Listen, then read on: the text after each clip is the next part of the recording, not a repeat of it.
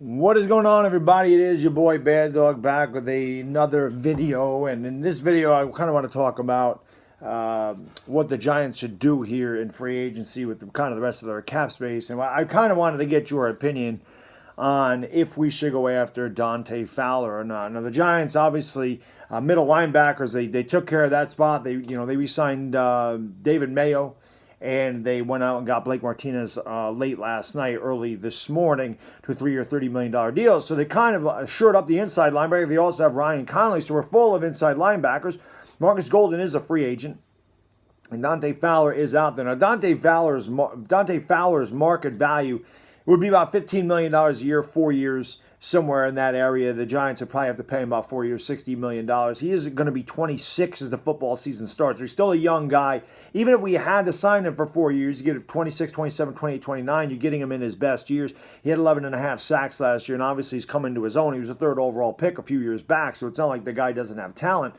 I think this might be a good idea for the Giants to go after. They don't have a ton of cap space left, but this is one guy that they could go out and get instead of making a couple of smaller moves, which they could also do. Now, Dave Gettleman did say he wanted to set money aside, for the midseason if they wanted to make a move during the midseason, but as I said in one of my other videos, I don't know how far you trust Dave Gettleman. You trust him as far as you could throw him. But I think Dante Fowler is an interesting candidate for the Giants. Now, I haven't heard any links to the Giants. I've heard Jadeveon Clowney would fit the Giants really well, but we don't have the money to sign Jadeveon Clowney now.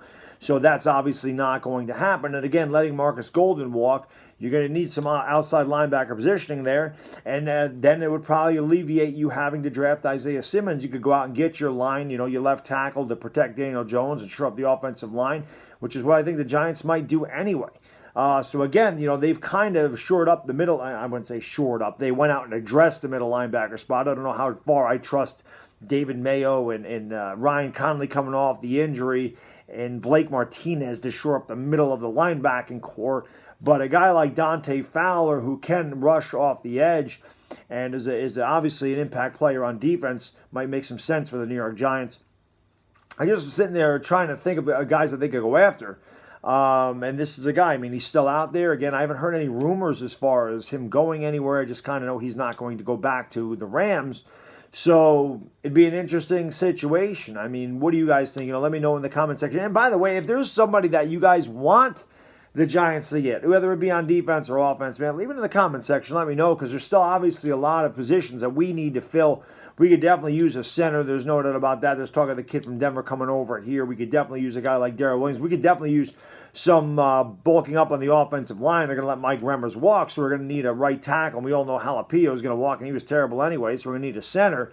And how much of that can you address in the draft? So they let Conklin go to Cleveland. The Giants obviously weren't interested, and Conklin went to Cleveland. So it's interesting to see. The Giants have a lot of holes. We need to shore up the offensive line. We need an outside linebacker. We need a safety. We need a lot of positions still, and you can fill a lot of that through the draft, obviously.